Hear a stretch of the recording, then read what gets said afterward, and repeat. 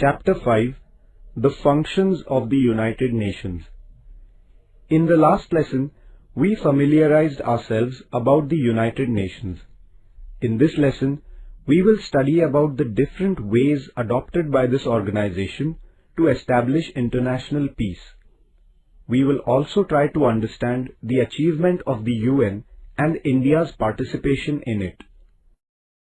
The Charter of the United Nations spells out the important methods of resolving the international conflicts.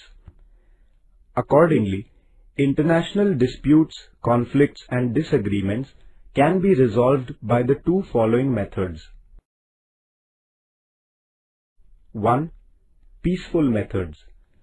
The UN lays a special emphasis on resolving conflicts through peaceful methods. The UN expects that the nations that have disputes or disagreements would solve them through negotiations, mediation, or goodwill. 2. Method of direct action. If the issues are not resolved by peaceful means, then the UN uses the method of direct action.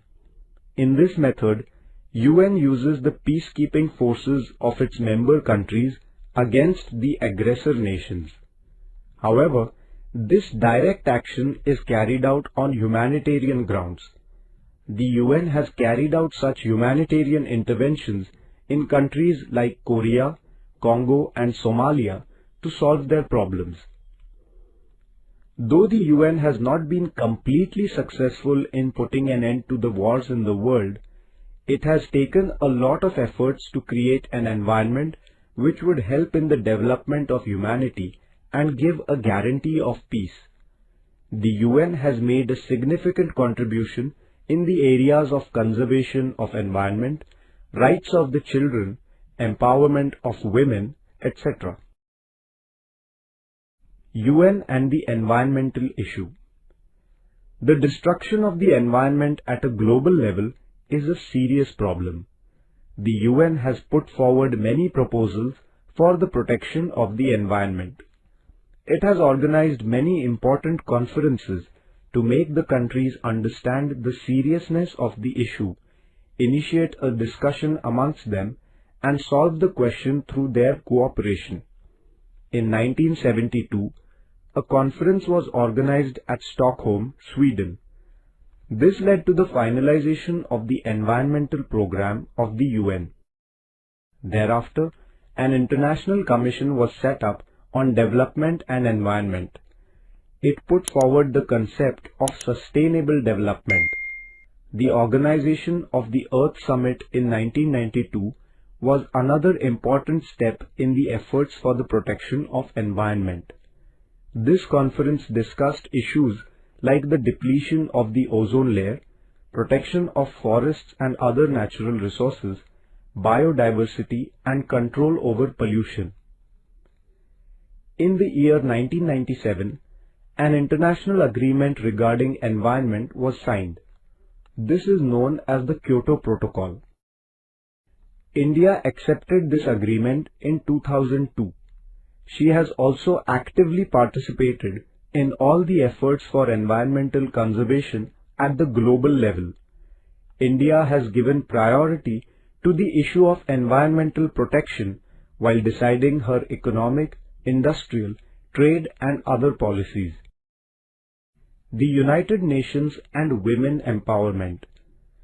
The UN has supported the idea of the empowerment of women and male-female equality. The UN has declared 8th March as International Women's Day in order to draw the attention of the world towards women's issues and to find solutions to them. The year 1975 was declared as the Women's Year. Not only that, 1976 to 1985, an entire decade was declared as the Women's Decade. This organization has set up training institutes and an independent fund for the development of women all over the world. The UN collects information about the different problems relating to women. On the basis of this, it takes important decisions and implements them. India's participation in the activities of the United Nations. India is a founder member of the UN. She has accepted all the aims and objectives of the organization. India has played a very important role in the peacekeeping functions of the UN. Quite recently, the Indian peacekeeping force in Somalia carried out tasks like digging wells, supplying water, running schools, providing health services, etc. This work of the Indian peacekeeping force is a matter of great pride for us. Disarmament. In order to keep the pace of development and economic prosperity, it is necessary to have peace and stability in the country. For this, disarmament becomes important. Though attempts are being made for international peace, some nations seem to be escalating the arms race. This arms race can create an environment of mistrust and suspicion among nations. Disarmament refers to the idea that international peace can be established if armaments are destroyed, their production is stopped, or there are limits on the use of armaments. In 1959, the UN declared universal and comprehensive disarmament as its objective. India's policy of disarmament. India has supported disarmament and has always responded to the efforts of the UN for disarmament. India has a principled opposition to nuclear weapons because the world faces the threat of a nuclear war. She has supported the policy of nuclear disarmament at the international level. No first use of nuclear weapons is the most important principle of India's nuclear policy.